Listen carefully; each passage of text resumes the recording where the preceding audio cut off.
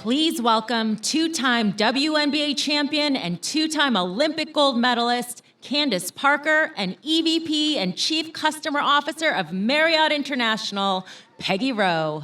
This that pretty girl mantra, this that flaunt, you just touched down in LA. Pretty girls don't do drama unless we want her. Pretty girls walking in the bend, the mom with the bend, and never let it catch no strength. This that pretty girl mantra. These athletes who win. There are athletes who win. And then there are athletes who make you stop and stay. Not because you understand how, but because something in you recognizes it. Eileen has it.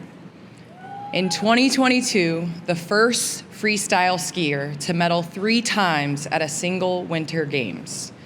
Milan Cortina, 6 Olympic medals, 6. The most decorated freestyle skier in Olympic history. And somewhere, everywhere, a girl is watching, trying to find the nerve to bet on herself before the world gives her a reason to.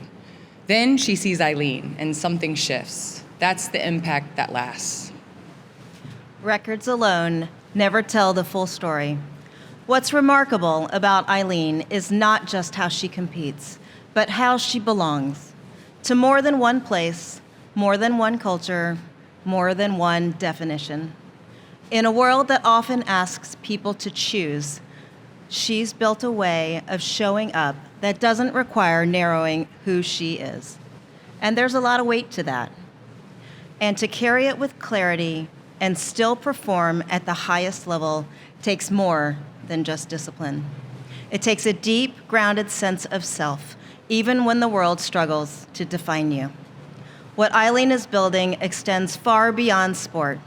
As an athlete, certainly, but always as an advocate, an entrepreneur, a creative force, and a global voice. You can feel the reach of it in a young person somewhere far away, watching and realizing that there's space for them too. Let's take a look. I think I'm making the world a better place. 350 million people started snow sports. To be able to have it recognized at such large scale, to have girls on the slopes never questioning that this sport doesn't belong to them. Because the first time they heard about it was from someone who's a young woman. I wanted to embody strength, I wanted to embody femininity, and the intersection of beauty and power.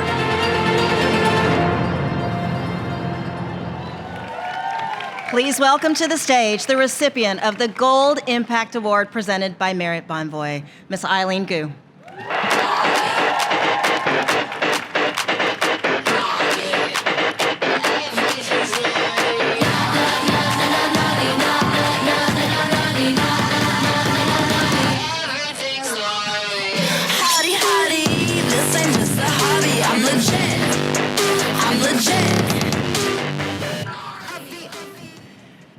Wow, hi everyone. 大家好，我是谷爱凌，非常开心今天晚上能在 Gold House 见到大家。So, I'm going to be honest. I did not prep a speech for the award. And so if you look behind you, all the screens are black. And the reason that I did that was because even though all of you are dressed to the nines, and all of you are leaders in your respective industries, I think of this evening as more than just an awards show. I think of it as a homecoming. And when you come home, you sit down, you eat good food, you yap with the family, and more than anything, you speak from the heart. So that's what I'm going to do. So when I think about impact and the change that you affect going into the future, I think it's inextricable from the history we inherit from the past. My history is very special. I come from a lineage of incredibly powerful women. My grandmother, who is smiling at us from above and also telling me to stand up straight. And my mom, who's smiling at me from the front row tonight.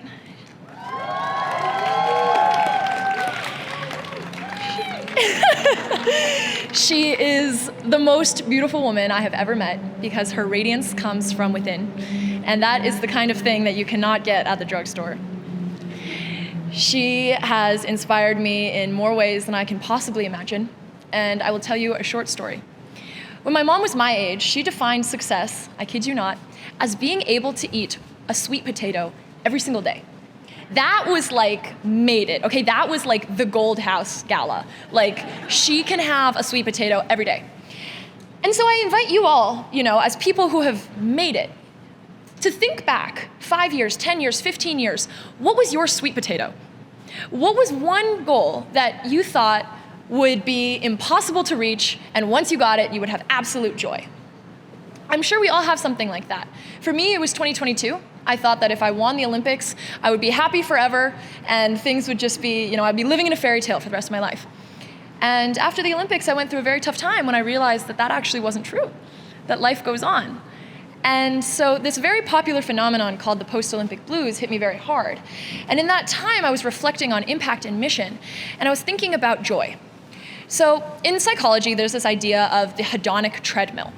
This idea essentially says that we acclimate to success and joy very quickly. So when you reach that goal, the joy doesn't last as long as you think it does. And so chasing that high, you keep going and you end up disappointed for most of the time. Tonight, surrounded by community, love, joy, and that kind of gratitude that only an event like this can inspire, I propose a new cycle. We can call it the impact cycle, or the Gold House cycle, working title. So here it is. Here are the 2 points. The first one is gratitude. When you reach a certain point, what is most important is to think about your sweet potato and take a long, solid, savoring bite of it, and think about how much you wanted it. And secondly, to think about who enabled you to get here. Think about the community members, the giants whose shoulders you stand on. For me, it's my mom, and also members of the community like Miss Mickey Lee, who's sitting here in the front row as well, who have so selflessly uplifted so many members of the Asian community into the limelight so that they can hopefully reach back and bring up the next member with them. This is how we move forward, and this is how we create long-standing joy. The second axis here is representation and also responsibility. So success is, again, inseparable from responsibility. When you have a platform, I implore you to use it meaningfully, to make the world better in whatever way you think is most valuable and relevant to you. And only then, when we have those two axes, responsibility and gratitude, can we uplift one another. And so I want to thank everybody here tonight. I want to thank Gold House Gala. I want to thank all the other honorees who are so inspiring and so incredible. And lastly, to everyone here tonight who has brought me so much joy that I literally came up with this new theory sitting at this table. And so thank you all for being part of this community. Thank you so much for this evening and for all the love that you show one another tonight and every night. Let's keep going. Let's keep getting better. Let's keep showing the world what we're made of and taking up center stage. So thank you so much.